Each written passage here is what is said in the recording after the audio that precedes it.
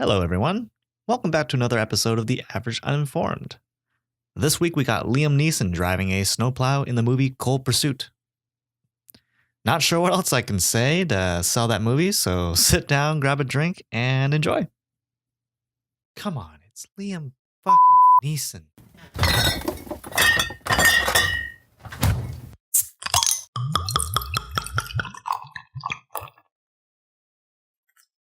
You know, 5 minutes ago we would have been wearing the same socks. But then I said nay. Give me them slippers. You wear slippers without socks? I'm not a monster. That's how you're supposed to wear them. Yeah. Because otherwise your feet sweat into the slippers and then your slippers stink. No, that's not how it works. Yes, it is. It's That's not. exactly how it works. It's not. Yes, it is. Okay, well, if I was to wear socks with these, how come they're so comfy and fuzzy on the inside? Yeah. Would you wear socks with that? Yeah. No, I would. you wouldn't. That's ridiculous. I would. Yeah. Your feet sweat in them? Not really. Mm. So, okay. Yes or no? Yes, it does sweat. How much? Not that much. That's all right. My feet smell fantastic, probably. I'm sure they don't. Mm. Well.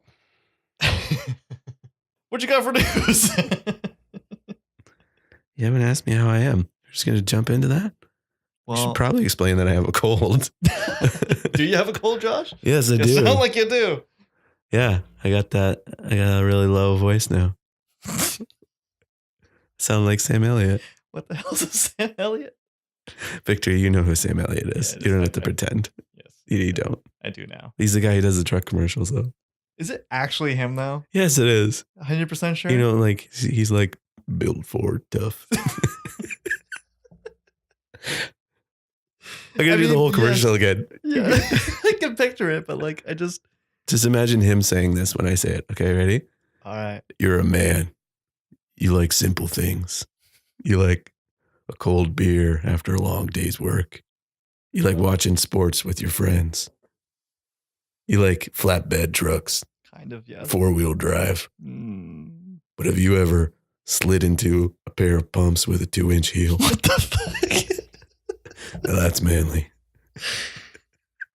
God damn it, Sam Elliott, get out of here. Built for tough.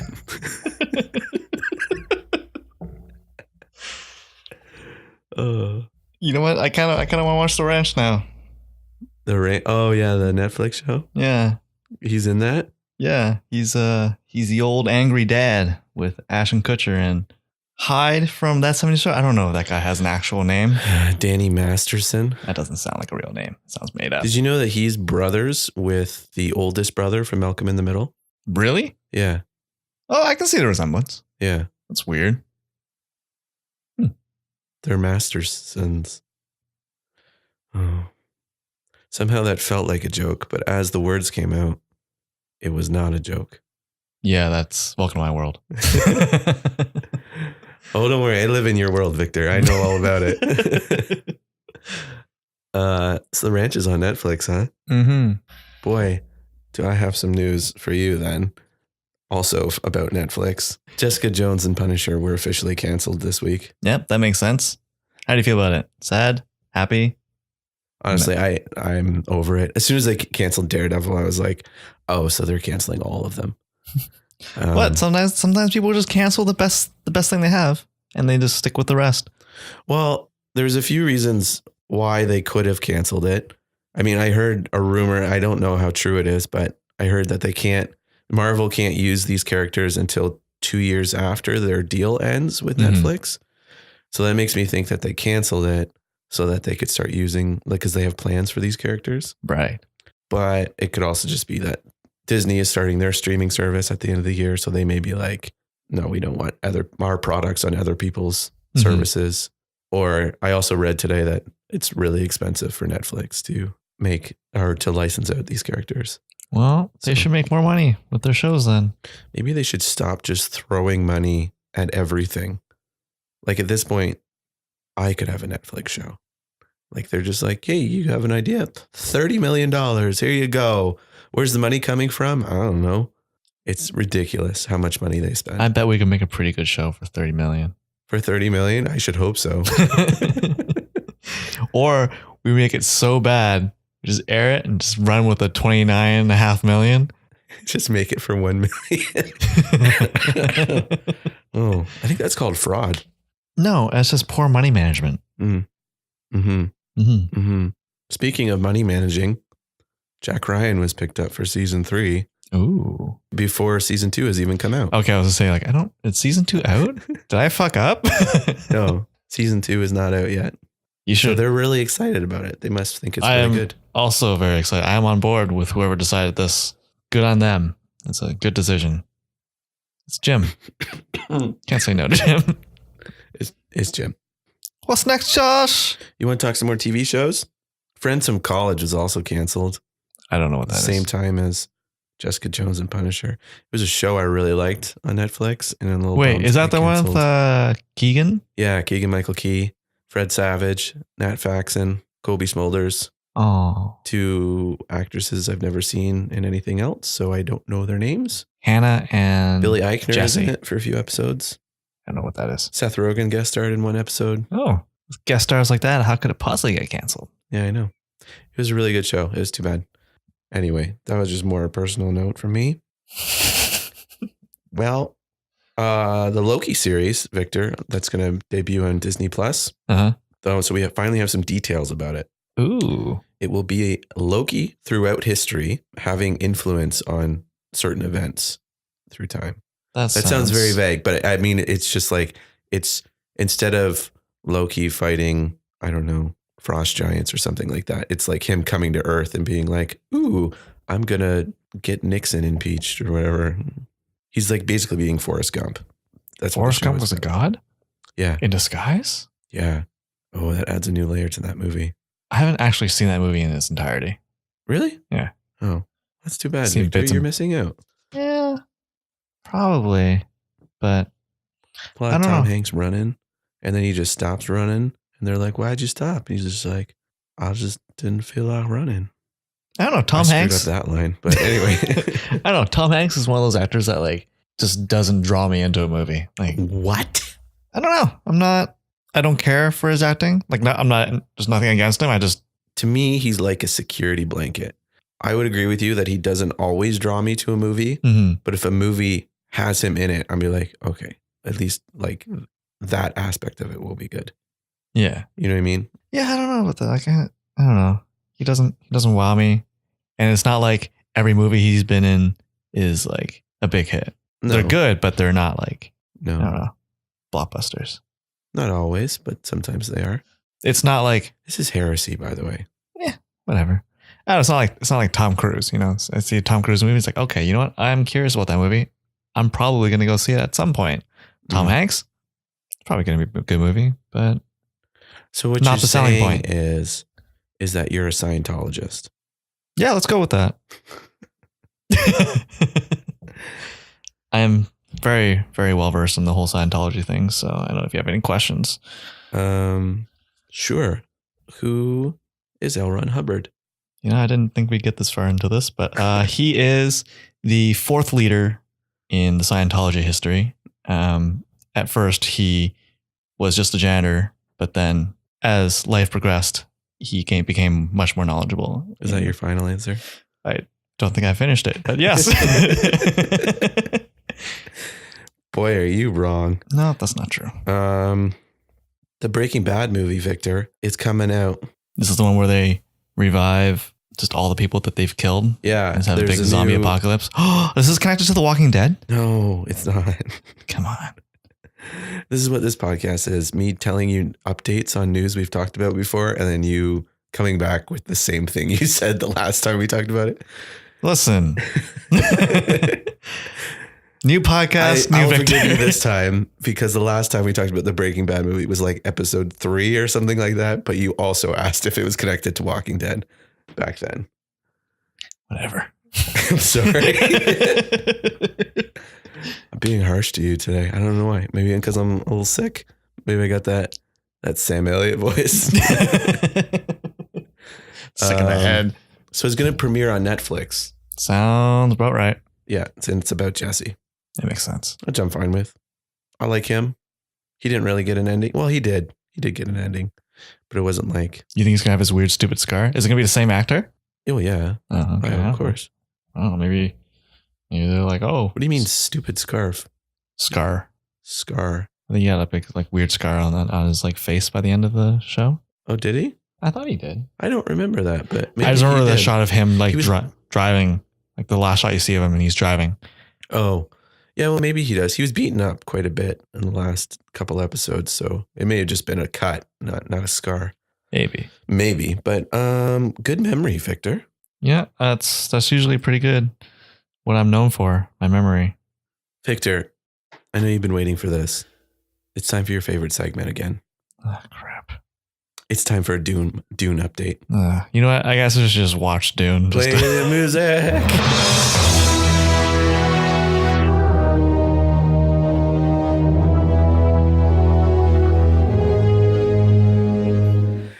So I got some more casting news for you. Great. Okay. Josh Brolin. Oh, I know who that is. Yeah, he's going to be playing Gurney Halleck. I don't know what that is. Patrick Stewart played him in the David Lynch version. That's pretty good. That makes sense. But he's like the family's man at arms, and he teaches Paul how to fight and stuff like that. Jason Momoa is going to be in it. He's going to play Duncan Idaho, who is a fellow soldier, and he's well liked. I don't know. Finally, David Desmulchin. That's not a real name. It is. Do you know who he is, though? Nope. He's pretty famous for being in a few comic book movies. And by pretty famous, I mean people go, "Oh, wasn't that guy in the other one?"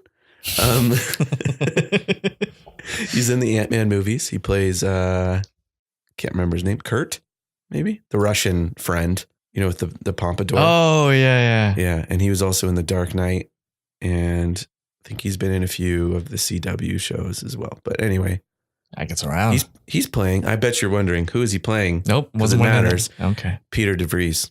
Don't know. So he is one of the Medats. He's really the one responsible for the fall of the Atreides house. I know who exactly you're talking about. Yeah, for sure. Yeah, 1000%. No doubt. He's really like part of the inciting incident that kind of gets it going. You know, that starts the insurrection on planet Arrakis. You know what I mean? Yep. But anyway, Victor, they finally gave us a release date for this movie. Fantastic. It's November 20th, 2020. So that's right. There's another 2 years of these updates that you can look forward to. Why is this happening to me? Yeah, I'm just gonna watch the movie and just suck all the joy out of it for you. Yeah. No. Why don't you read the book instead? Is there's a book? Or there's lots of books. Yeah. Does it make you excited? Josh Brolin, at least? Yeah. Yeah. All right. Yeah, that's it for Dune news this week, Victor. I hope you're excited because there's so much more of that to come. Why? Why can't they just keep that under wraps? Nobody needs to know any more about it. Oh, man. There's so many great actors in Dune. I'm so excited for this movie. I liked the book. Yeah. Who's the author? Frank Herbert. I actually know that name. So he's one of the godfathers of sci-fi. I taught him all there is to know. What's that? I taught him all there is to know. You did? Absolutely. It's a weird claim to make. One of my many Scientology skills. You and L. Ron Hubbard? Yes. The janitor? Yes. The fourth leader? Oh, boy. Came a long way, that man. Please don't come after us, Scientologists. Oh, don't worry. I'll put the word out. They won't. They don't even listen to this podcast. No one else does either. Well, we listen to it. All right. I got some. You know those Hammett books I've been reading, or I had read with Philip Marlowe? Mm-hmm. Liam Neeson is doing a Philip Marlowe character. It's called, so far it's been titled Marlowe. So okay. So I wonder if that's going to be an original story then. It would be weird to do an original story with like a character that has so many stories. Right? Yeah. It's also just weird. Like, wait, so you're just assuming it's a... Well, his character is Philip Marlowe. Oh, okay. As bad businesses and loneliness has taken its toll on private detective Philip Marlowe, a beautiful blonde arrives and asks him to find her ex-lover, which proves to be just a small part in a bigger mystery. Ooh. Ooh. Hey there, sexy detective man. Just must be like late 30s, early 40s. How come you're so You're gray? so old. I was trying to do my sexy voice. I really can't with the cold. Who cares? Victor, Star Wars. How do you feel about Star Wars? Loved it up till a few years ago, and now I'm disappointed. So Disney Plus, there's talks that they're going to be doing an Obi-Wan Kenobi series, miniseries. That was a movie. What's that? I thought they were doing a movie for Obi-Wan. That was the thought, was that it was supposed to be a movie, and then the Solo movie bombed because after they made it, they decided to remake it and then release it, and then nobody went to see it. Yeah. So anyway, after the Solo movie bombed, they were just kind of like, well, maybe we'll find other avenues for this. But anyway, so it's a series that they're going to be making. I don't know if Ewan McGregor is involved or not. He better be. Yeah, that's what I was going to ask you. Is that a yes or a no? Like, if he's not involved, would you be interested?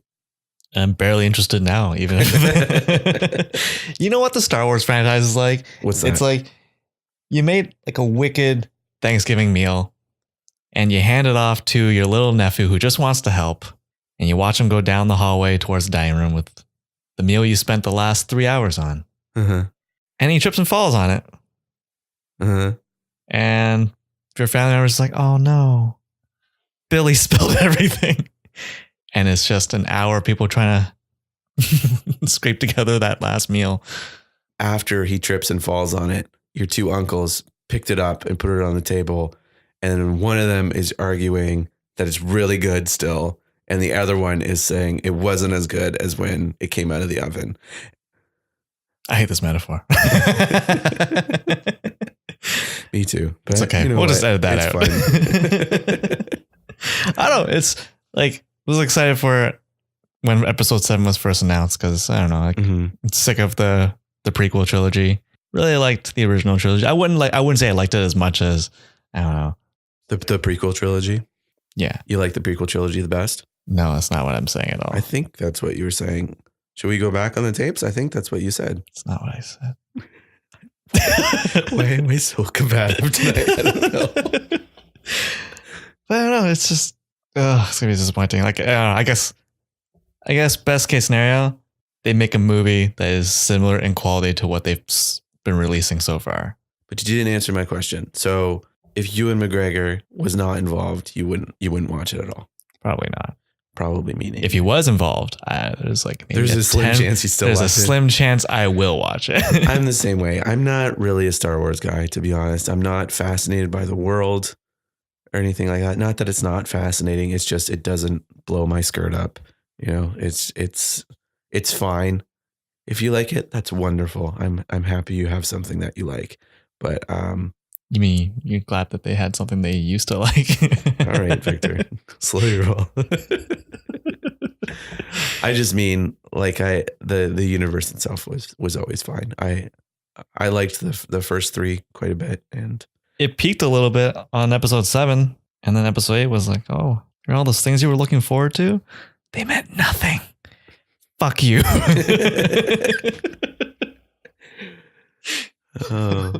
Yeah. Okay. So now that we know how Victor feels about Star Wars, we'll move on. There's going to be a Hulk Hogan biopic. Okay. Who's playing it? Who's playing Hulk? Oh, is Hulk Hogan playing Hulk Hogan? No. Dang it. Come on. You know what's funny though? What? It's going to be weird that I know this trivia fact. The person who plays him shares his birthday. Oh my God, it's Hulk Hogan from the future. They got an older Hulk Hogan to play younger Hulk Hogan? No, should I just tell you? Yes. Chris Hemsworth. Yeah, that would have been my first guess if you made me guess. Yeah. For sure. Do you know how I know that?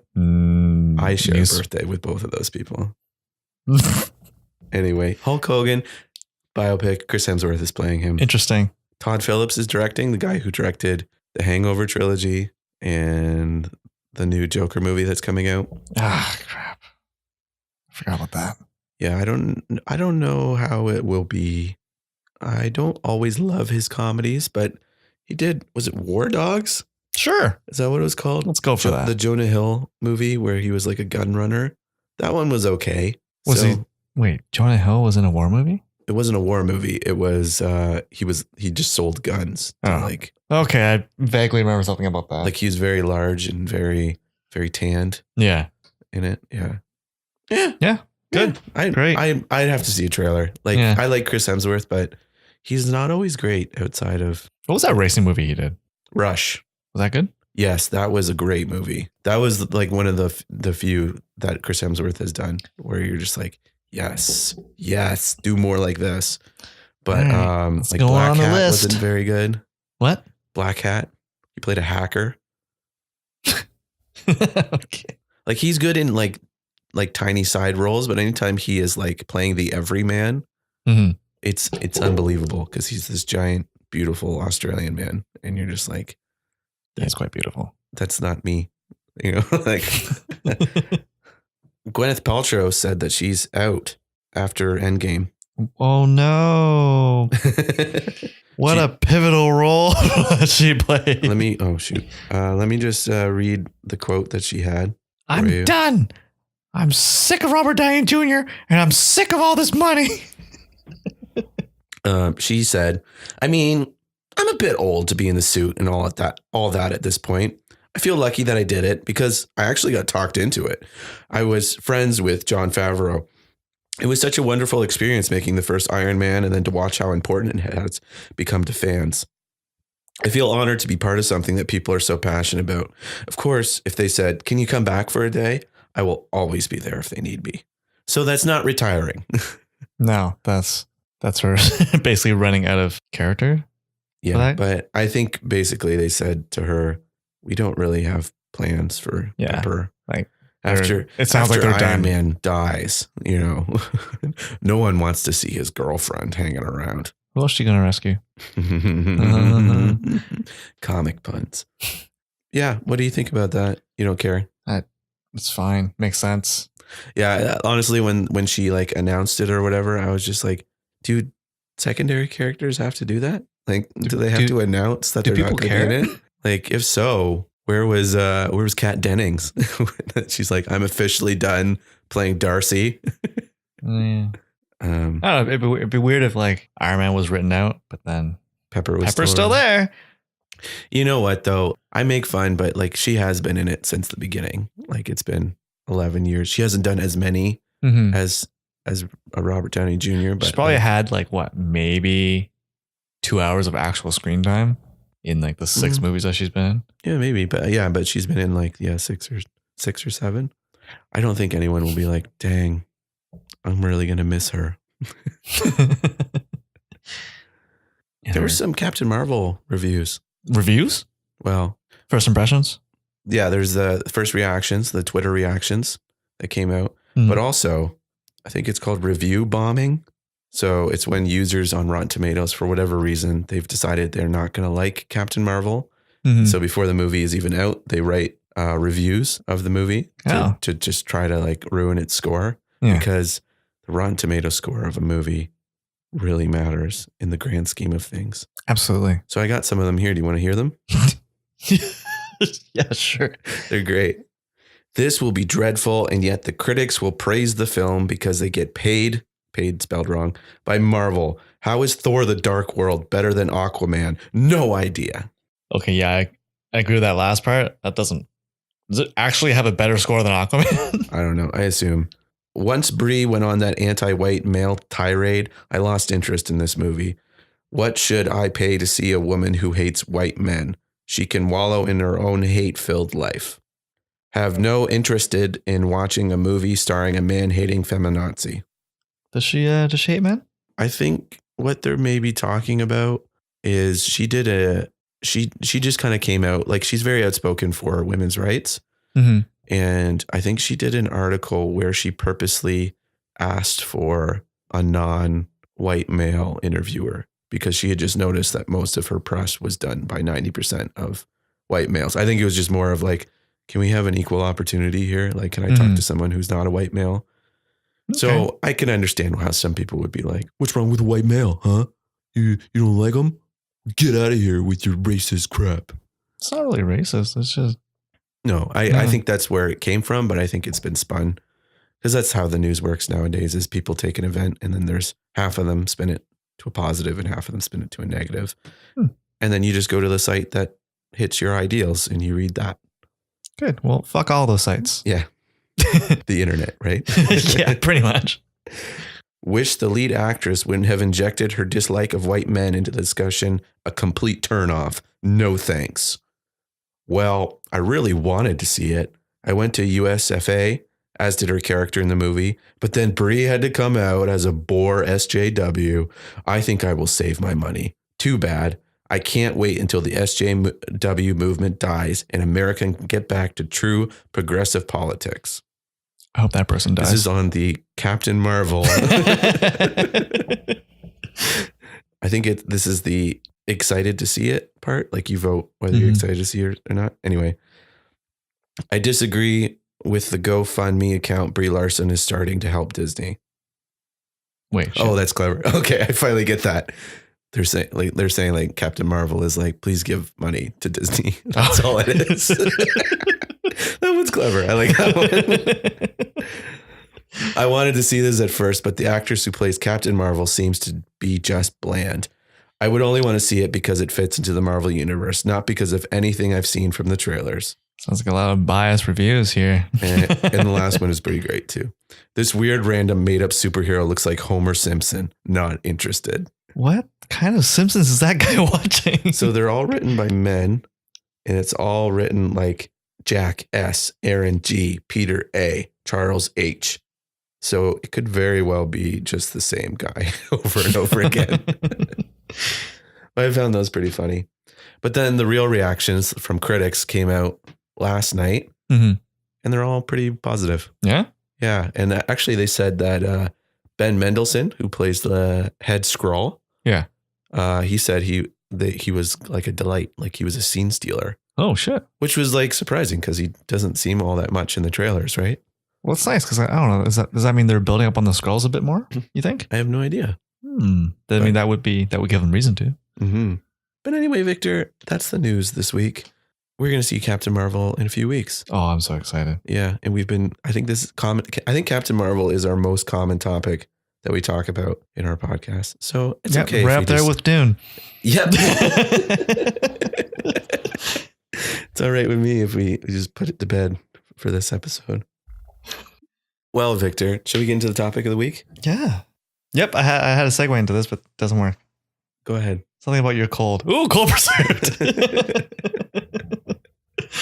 Yeah, we watched Cold Pursuit Sunday. It was a weird showtime, 3:30 in the afternoon. No, that was Glass. Son of a bitch. We watched it at 10 o'clock at night, Victor. Did we? Yes. This is what I deal with all the time, Victor. Listen. The worst memory. Listen. Victor, what's today? Is there anything special happening today? Oh, shit. It's my birthday today, Victor. It's not. No, it's not. Is it not? You have no way of knowing. Well, why? I had to think. I was like, wait, shit. What movies do we watch when your birthday comes out? All right, we never do because there's no good movies. Anyway, we watched Cold Pursuit, 10 o'clock Sunday. Sunday is right. He did. Yeah. See, I got most of it. Oh yeah. Tell me what I missed. Anyway. Cold Pursuit, another Liam Neeson movie about him getting revenge on a group of people. Yeah. What did you think about it, Josh? Non-spoiler review? Yeah, let's do a quick non-spoiler review section. I liked it. Yeah? What did you think? I loved it. Spoiler review. Yep, that's all the detail you're going to get without spoilers. Yeah. So this movie, it's advertised as if it's another Taken movie. Taken not that at with all. A snowplow. Yes, exactly. Yeah. This is not that at all. No. It's almost like a Guy Ritchie movie, like Rock and Rolla or Snatch. I was trying. Well, someone asked me what it was like. I said that it was a dark comedy, or a black comedy, or whatever the correct term is. Yeah. And first thing that came to mind was like, because they don't like what's a black comedy. First thing came to mind was Inglourious Bastards. That's considered a black comedy, isn't it? Or it's got. know. I'm trying to think like what's I a guess so. Yeah, maybe. like what's considered a black comedy? Like Shaun of the Dead? Not Well, really. it's just more like, I don't know. It's kind of hard to describe off the top of my head, but it's like a comedy where bad things happen, but that's the joke. Yeah, And it's like making characters are kind of what's the word I'm looking for? Making light of the situation, not necessarily the situation being the joke. Yeah, and they're just like and they're like unfazed by what's going on around them. Like, cause the whole point is like a lot of people die in this movie, and it's funny almost every time.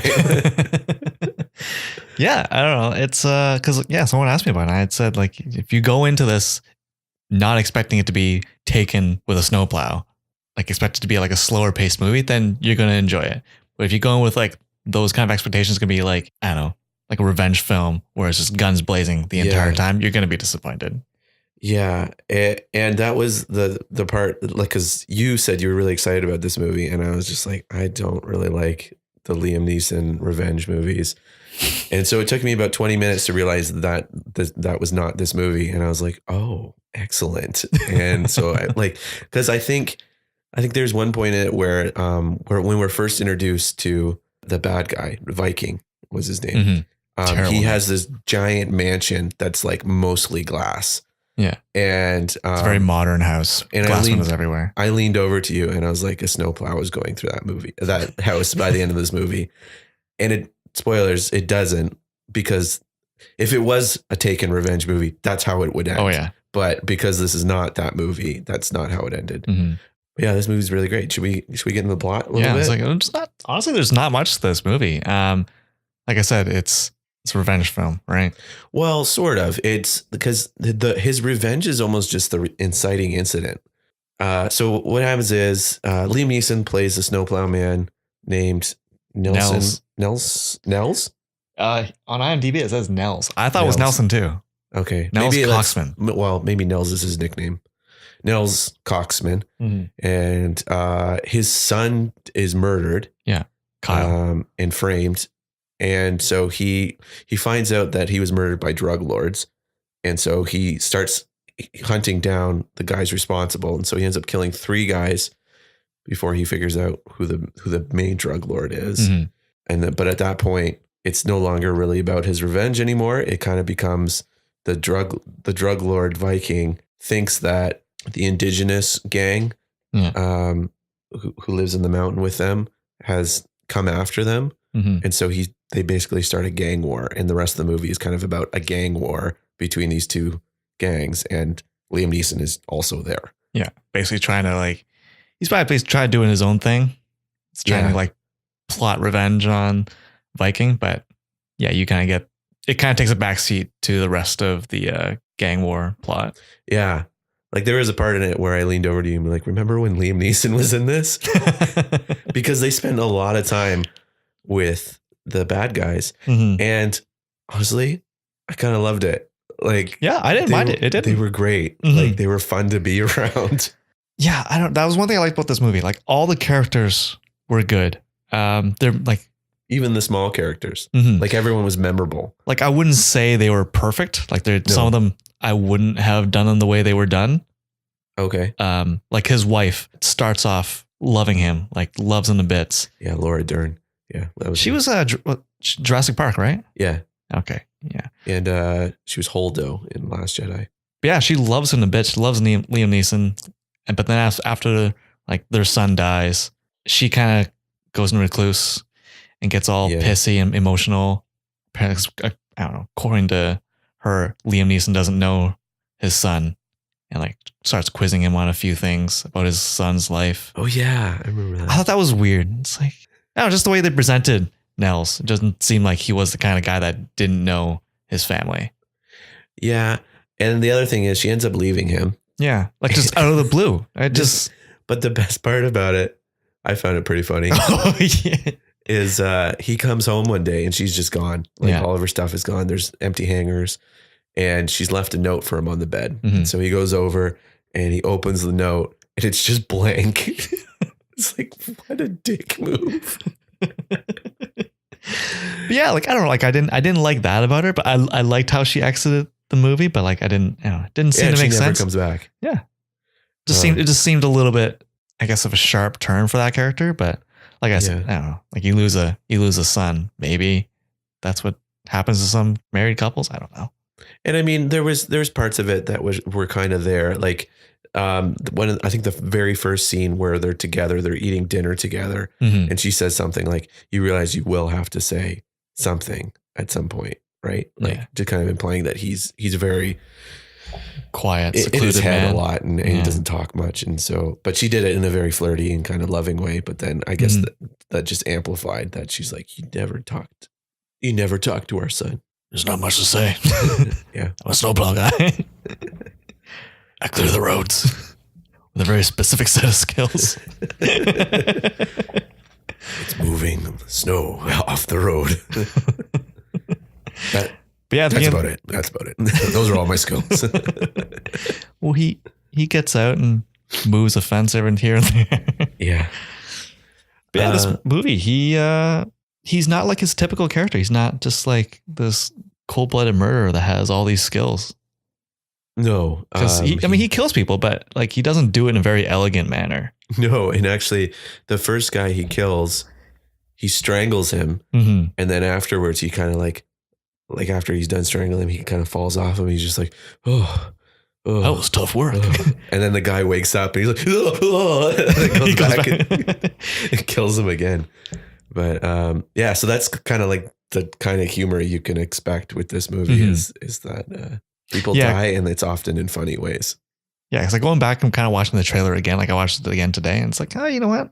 Like if I had seen this from like a fresh mind, not thinking about Taken or like any of his other movies, I would have been like, oh, I think my expectations would have been set right. Yeah. Something that didn't, I don't think they ever explained was at the beginning of the movie, he's being honored as like Citizen of the Year because he lives in a small mountain town. I think it's 3 hours. Outside of Denver. I think it's Kehoe is the name. Kehoe, yeah. And they're up in the mountains. And so that's a full-time job for him is to clear the road. Because they're up far enough that it's always snowing. Yeah. And anyway, so he is awarded Citizen of the Year. And while he's getting ready for it, he goes to put on his cufflinks and his hands are really shaky. And so his wife comes over and helps him with his cufflinks. And then later on, when to show that she's kind of moved on from him, is he goes to do it again for the funeral. He goes to put his cufflinks on again for his son's funeral, and he can't do it. And then his wife just looks at him, he's like, or whatever, and just walks off. But the thing, they never explained why he had shaky hands.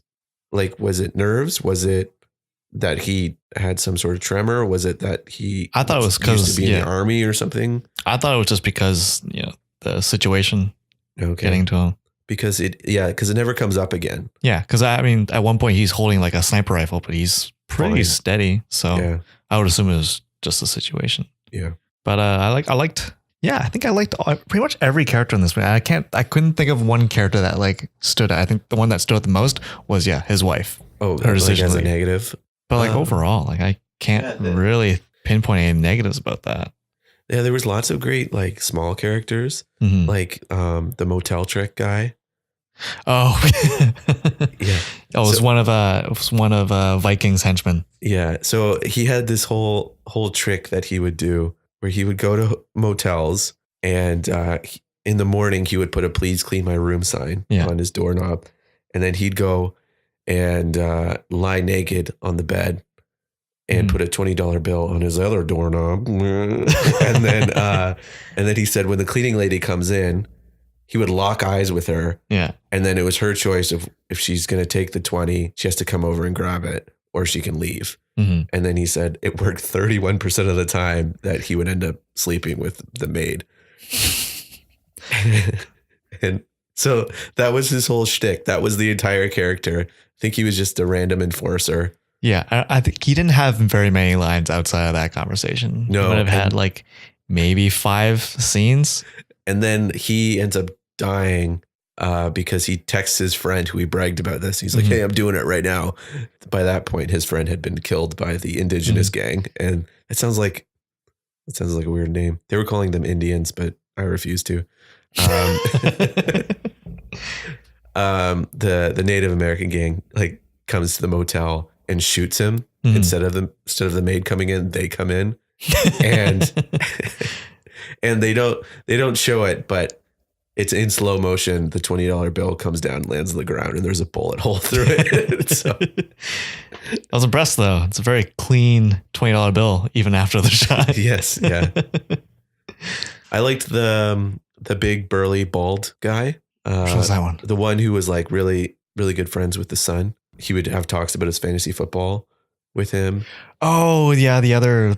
Yeah, so his bodyguard crew has quite a 3 characters in it that are pretty notable. So one of them being the hotel guy, second one being this big bald dude who's apparently into fantasy football. He's actually really good with the kid. Yeah. He like treats him very nicely. He gives him. So Viking has his kid on this weird diet where it's like no carbs, no sugar. Yeah.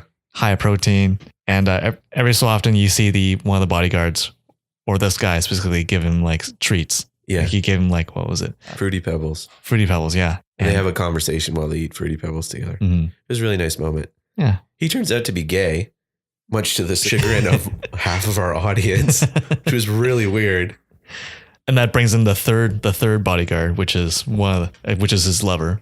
Yeah. I was waiting for him to, well, mostly because in the movie, you're always waiting for everyone to die, but I was waiting for him to die because he would always say like the dumbest thing, like not like dumb, just like that guy is really mad right now. You shouldn't say that. Like cracking jokes at the worst time or yeah. And so he ends up getting shot. He dies in a funny way too. He gets shot in the head after he says some smart aleck comment and he lands on an inflatable couch. Yeah. And then the guy's just so mad. He also shoots the couch. It deflates completely. Yeah. Oh yeah. And so every time a character dies in this movie, they do this thing where they show a black screen and they show the character. Did they show the actor's name too? No, it's just their name and then their nickname because they were all mob guys. So they all had nicknames, you know, so it was like Crowbar and Speedo and Santa and yeah.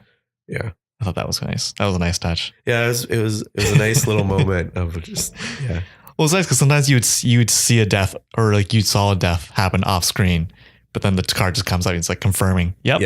Yeah. He's dead. Yeah, that was good. Another movie did that. It wasn't exactly like the same way. I can't remember. Does that sound familiar to you? Every time the character died? No, I don't think I've seen that before. Not at least not with every character. What did you think of Viking? Viking, I think he was the only character in that movie that was like a character. Yeah, he was very broad. Like he was very definitely like played up and acted. Like if that's that. He looked like I don't know who the actor is, but he looked like Johnny Lee Miller and Scott Foley had a baby. And if you get that reference, you're pretty cool. I don't get the reference, but yeah. Well, you're not pretty cool then, Victor. You know what? Are you? Yeah, I don't know. Like he's like really over the top. Like he's very expressive and very loud about his feelings and his point of view. And it's like everyone's pretty mellow in that movie, but it's like that's kind of why he stands out, and that's kind of the reason I guess he's another one of those characters that kind of stands out in a negative way for me. Like overall, I liked him, but I didn't like him at first, but then when I realized what kind of movie we're in for, I was like, oh, okay, I like him now. Because it was just like, it was just over the top. And then you're just like, okay, this movie's kind of a little bit over the top. Okay, I got it. I liked that he was a health nut. Yeah. There's this great scene in it. They don't call attention to it at all. Liam Neeson ends up kidnapping his son, who's about 13 years old, maybe 10. And he's freaking out because he thinks that the indigenous tribe did it. And he's like yelling at all of his henchmen. And he's like, who does that? Who kidnaps a kid and doesn't call? Like, that's what you're supposed to do. But my favorite part of that scene is they're all just drinking smoothies. And so it's clear that one of them made smoothies for them all. And like, they're all just standing around holding smoothies while he's screaming about his son being kidnapped. Yeah, that was really funny. I really liked the part too, because as I said, Liam Neeson kidnaps the kid and he's really nice to him because he's just a nice guy who has gone on this dark path because his son was murdered. Yeah. But he brings the kid back to his cabin. And it's funny because like the entire time the kid doesn't freak out. Like when he first realizes, oh, you weren't sent by my dad and you weren't sent by my mom. Okay, whatever. Well, yeah, and that's the thing too. I think, again, that's why Viking stands out so much because he is the only person who reacts to what's going on. Everyone else is just kind of like, whatever. Like even Liam Neeson, when his son dies, it's not like he's mellow, but there's no big, oh, my son is dead. Well, I mean, there's that one point where he's in his garage with a rifle in his mouth. Yes, but again, it's all matter of fact, right? He's just very much like he's looking at his gun like, yeah, that looks like that'll do. And then he just kind of goes, oh, yeah, that's a pail. That's probably a good height. And he sits down on the pail and he's just like, should I? Yeah, okay, that works. It's all very like methodical and just like, yeah, okay, that works. But anyway, what was I saying? Oh, yeah. So Liam Neeson brings him back to his cabin and like he's giving him eggs and stuff like that. And he finally takes the kid. And he says, okay, it's time to go to bed. And he's like, well, I need a story. And he's like, well, I don't know any stories. He's like, well, read me anything. I don't care. I need a story or I can't go to bed. And so he's reading him a snowplow magazine. Oh, no, it's the instruction manual for his snowplow. Oh, right. Like the specs for it. And so he's just reading it. And then it cuts to them like lying in bed side by side while he's reading it. It's very much like a father and son thing. And he's like, oh, that's a pretty good snowplow. I actually own that one. And the kid's like, oh, can we go and ride in it? He's like, the only thing you're going is to bed. And he reaches over him and to turn off the light. And then the kid takes that moment to nuzzle into him. And you're just like, oh, that's kind of a sweet moment. And then the kid looks up at him. He says my favorite line of the movie is this. Have you ever heard of Stockholm Syndrome? It's very, the movie is very self-aware. Yes. I love it. Yeah. The other one I liked was when the messenger goes to the indigenous tribes headquarters and then he immediately gets murdered. They literally shoot the messenger. Oh, I think I know the line you're talking about. Yeah. And so there's just two bodies on the floor, or there's a body and a head on the floor. Yeah. And these guys are about to clean it up, and then they get a phone call and they're like, wow, well, we got to go. Yeah. They're just like, well, who's going to clean this up? And they're like, Lauren, come clean this up. And she's like, I'm not cleaning up. Make the Indian do it. And then it just cuts and it's like an actual Indian guy, like a guy from India. He's actually the one holding the head, I think. Oh man, this is good. It was a good movie. I really liked it. Actually, I noticed there's only like 5 female roles in this movie. Yeah, not very many. The cop, Liam Neeson's wife, Viking's wife. I liked her a lot. Yeah. Liam Neeson's brother's wife or girlfriend, the Asian girl. Oh yeah, right. I forgot about that. But like all these women, they're very aggressive in this movie. Very aggressive, very strong-willed. Yeah. Well, except for Laura Dern. I mean, she's strong-willed. Well, she kind of is. Like she was unlike the other ones who were very much like they owned the room when they walked in. Well, she was kind of like that after her son dies. I did like, because that was the one character, Viking's wife. That was the one character who had any power over him. Because everyone else either worked for him or was afraid of him or something. And she would always just walk in and literally bust his balls. Like there's one point where he takes a swing at her and she just yanks on his balls for like a minute and a half. I really liked her. It's funny because like every scene where he's yelling at her, she's just like this straight face. Like, I don't give a shit. Say your shit. Let's get on with it. He always had this weird tactic that he tried to with her. It was kind of skeevy. You know, he would say something demoralizing and then he'd be like, you know, when we were married, you would never say no to that or whatever. And then he'd describe some sexual act that she would do or something. And it's just like, ugh. Do you have any negative things about the movie? Honestly, I don't think so. The lady who plays the female cop, Emmy Rossum. She was in Shameless. She's the head. She's like one of the main characters in Shameless. Right, the TV show. Yeah, I didn't recognize her. I was hoping that she would have had more of a role. Really? Because I thought her and her part, like the whole cop aspect, was unnecessary for the movie. I was kind of hoping that those two put a little bit of pressure on Costman's like plans. Because it would have been kind of funny if he's trying to like stuff a body into his dump truck or his like snowplow or whatever, and they just show up. Because there's a lot of opportunity for that kind of humor to kind of show up in that situation. But not really a negative, just more of a. Well, I would agree with that, because like my thing was what they did do with them. It wasn't worthwhile, because every time we came back to them, it was them figuring out the plot, but we already knew it because we watched it happen. Yeah, and so it's like I don't need to be reversed with it. Like, this is a pretty simple plot. Yeah. Like, I don't like. I like the actors playing those two characters. Yeah, but I wish. But yeah, if they had done something like what you suggested, then I would be all for them being in the movie. But because it wasn't even like they solved it or anything like that. They just came at the end after the fact, and it was just like, whew, this is a lot of dead bodies. Actually, the ending was really good on this. What did you think? You mean where the two gangs show up? And so the two gangs show up at Liam Neeson's, I guess, shop. Yeah, it's where his he garage. Keeps his plows. Oh yeah. And they have a big showdown. They shoot. Pretty much everyone dies except for Coxman and the indigenous gang's leader. What is his name? I called him Indigenous John Larroquette. What? Okay, if you look up John Larroquette. He looks exactly like him. But anyway, his name was White Bull in the movie. Bull. So it's just him and White Bull. So after the big shootout, Coxman gets into a snowplow for some reason and just starts driving away. That's what he said. Yeah, he drives away, and White Bull just opens up the passenger door because it's a big truck, right? I guess he may have climbed onto it, just opened the door, pointed the gun at him, and got into the plow as he was driving away. Yeah.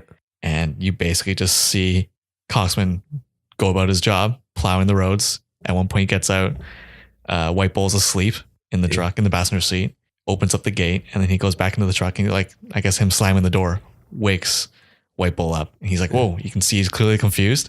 But he's like, okay, he could have killed me. Yeah. But then they just drive off. Yeah. And they're just like, into the snow. I respect you. But then that leads to the last death in the movie. Do you want to explain what happens? So at one point, White Bull and his gang, they're at the ski resort, and there's a bit of a montage kind of showing just showing them having fun, I guess, enjoying the snow. I don't know. And yeah, because there's they get to do whatever they want, because when they show up, they play the race card, because it's a ski resort and it's the skiing season. And so they show up and they say, we would like 10 rooms or whatever. Yeah. And she says, oh, I'm sorry, you need a reservation. And he goes, what? And it's a reservation. You need a reservation. And he goes, excuse me? And then she says it like 4 more times before she realizes. And then she's like, oh, I didn't, you need to have booked it ahead of time. And it's funny because I didn't realize what they were like getting at until, because I thought like, oh, you don't recognize us? Mm-hmm. We're like the big gang here. But yeah, I realized way too late. So anyway, sorry. So that's why they were allowed to do whatever they wanted at the ski resort, and which led to the montage that Victor was talking about. And one of the gang members, they decided to do paragliding. They send him off, and that's pretty much last time you see him until the end of the movie. Yeah. Which is like there's like a 25-minute gap between him. It's the next morning off. That you see him like, and he's like still floating around on a parachute. Yeah, so like they show him again. He show him kind of like gliding around, and I thought, oh shit, like I guess this is kind of where the credits would roll, and they would just have him in the background. Yeah, but he actually ends up just flying into the front of the snowplow and gets shredded. But it's like there's no blood. It's just the color of the parachute just and like his jumpsuit just shooting out. And it's so funny because Liam Neeson and White Bull just look at each other and is like, oh. And they keep driving, and that's the end of the movie. Oh, I just find it funny that like he would have been up in the air for like a good 12 hours. Yeah. What the dick? Yeah. Well, do you have any final thoughts, Victor? I'm buying this movie on Blu-ray when it comes out for sure. This was a really good movie. I will actually check it out again at some point. But it's very funny. Victor and I only like hit the tip of the iceberg with this. Like it's, yeah, I don't want to spoil all the jokes and stuff in it, but yeah, it's great. But like, say the same thing I told everyone that's asked me about this movie. Don't go in expecting Liam Neeson going like guns blazing and just murdering up a town. He is the main character, but he does not have the most screen time. Probably. Like he probably has equal amount of screen time as like a Viking. Yeah, he's not the driving force of the movie, I should say. The snowplow is. It's not. It's not either.